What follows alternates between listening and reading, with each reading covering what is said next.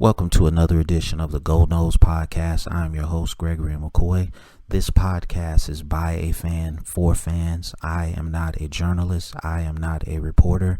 I am not an insider. I do not work for a website. The majority of my content comes from me, in my opinion. Other information comes from the internet. Today is February 2nd, 2020. I have about 5 different segments for this episode. Actually 6 different segments for this episode, and I hope you enjoy it. It's Super Bowl Sunday. I hope you enjoy the game. I hope whoever you're pulling for wins. You know who I'm pulling for, the San Francisco 49ers. Hopefully you're pulling for the 49ers. Let's get to the first segment. Who could be the LSU of 2020? And here's what I wrote about that. Who could be the LSU of 2020? Maybe Florida State? I seriously doubt it, but stranger things have happened in the world today.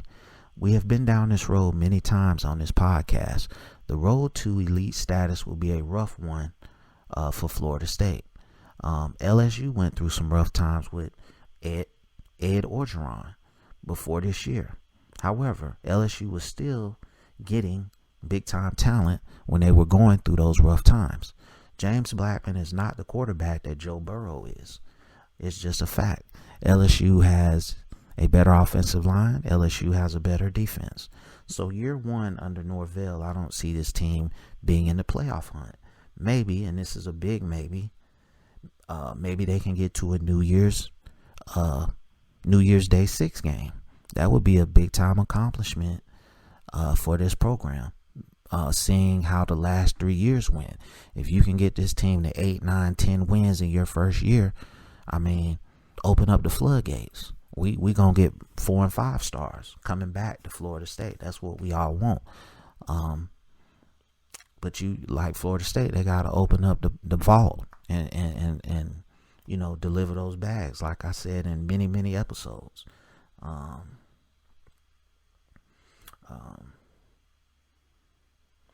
My grade for Mike Norvell, again, like I've said in many episodes, is a B+ thus far. He has done everything that he's supposed to do. But I don't see them being the LSU of 2020. 8-4, 9-3 if everything goes right. You know, I respect Mike Norvell. He was the only one who wanted the job. He seems like a great person, a great coach, a great motivator, and that's what Florida State needs. He had those guys going hard in the workouts. I like that. I think he's going to do good things. I hope if he has a lot of success, he doesn't leave us and go to the NFL. That's my only fear. So let me know what you think about that segment, and I'm going to move on to the next segment, which is entitled Super Bowl Sunday Traditions when the 49ers make it to the Super Bowl. And this is what I wrote about that. Super Bowl Sunday traditions when the San Francisco 49ers make it. You know, I put on my 49ers t-shirt. I pulled out my 49ers knitted blanket. You know, food prep, wings, pigs in a blanket, chips and dip, lemonade, tea, fruit punch. Usually I get on YouTube and just start reliving some of the glory days when San Francisco was rolling. It really sucked losing in 2013 to the Baltimore Ravens. Hopefully we can redeem ourselves in this game. It's going to be a tall task going against Patrick Mahomes and all those fast receivers, but I feel like if our defensive line can get off, we're going to have a good day. When your team is in the Super Bowl, it just gives you that great feeling, man. I can't explain it. It feels even better when your team wins the Super Bowl. That feeling is even better. I'm going to get a championship t-shirt if they win. The 49ers are the underdogs in this game. When I go back and watch some of the old Super Bowls, I watched the San Francisco, Denver Super Bowl in New Orleans. I watched the San Francisco, Cincinnati game in Miami. I watched the one in 94. Those are really the three that I watch when my team makes it. It's been a long, hard road to get back, man.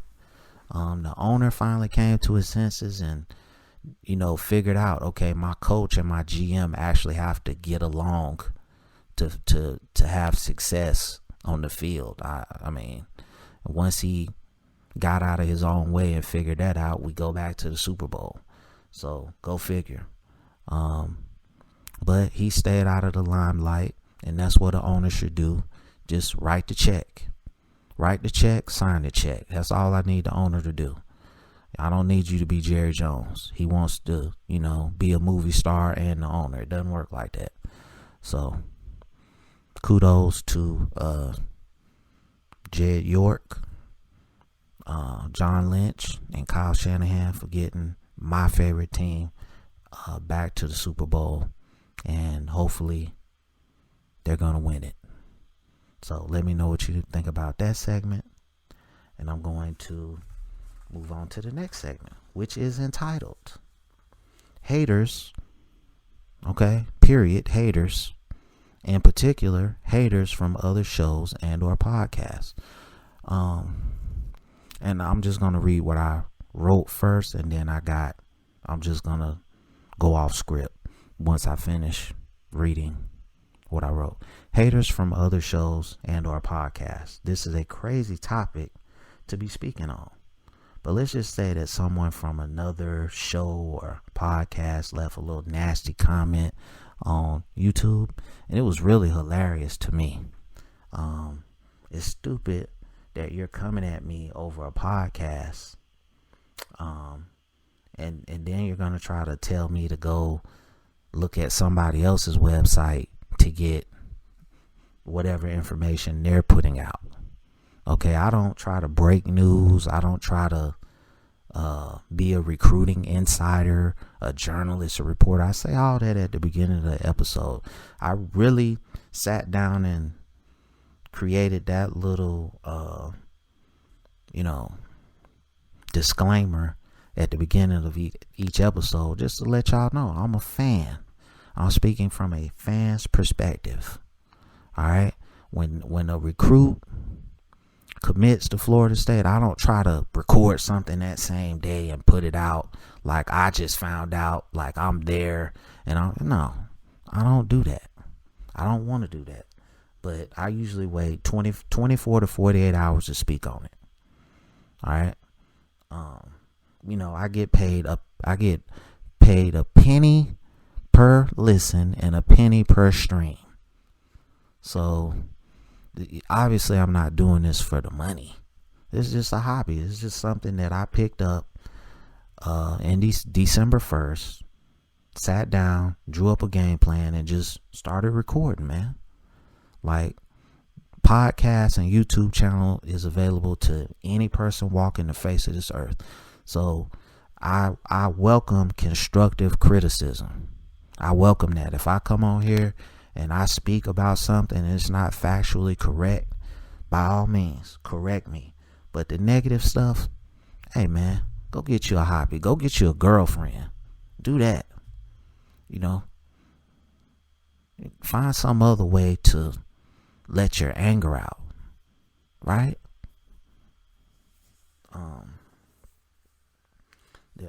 It's crazy because we're both speaking on the same topic, Florida State football, but because I'm not saying what you're saying, somehow I'm less qualified to be a podcaster. No, my friend.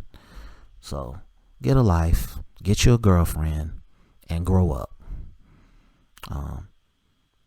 So if anybody got anything to say, if anybody has anything to say about that segment, please let me know. Moving on to the next segment. There is a different vibe around the Florida State program. And here's what I wrote about that. Is there a different vibe around the Florida State football team? It certainly feels that way. I like the workout videos that they put out. It seems like a positive vibe is really going on around around the program. The players were really going hard for Norvell and company in those videos. overall, I think it's a positive thing when a coach can get the most out of his players early on the job. Basically, the whole team has had nothing but positive things to say about Mike Norvell and the staff. I think he's slowly, emphasis on slowly, turning the tide towards getting these guys to play hard for 4 quarters. Florida State needs to be patient with Norvell. You need to give him more time than you gave Willie. Norvell seems like a very competent, intelligent, well-organized coach. And I think he's going to get us back to elite status, or I hope he can. So we'll just see what happens. All right. And, thoughts on that segment is this. I'm not all aboard the Norvell Express. He's only been on the job 2 months. He hasn't even coached in a game yet.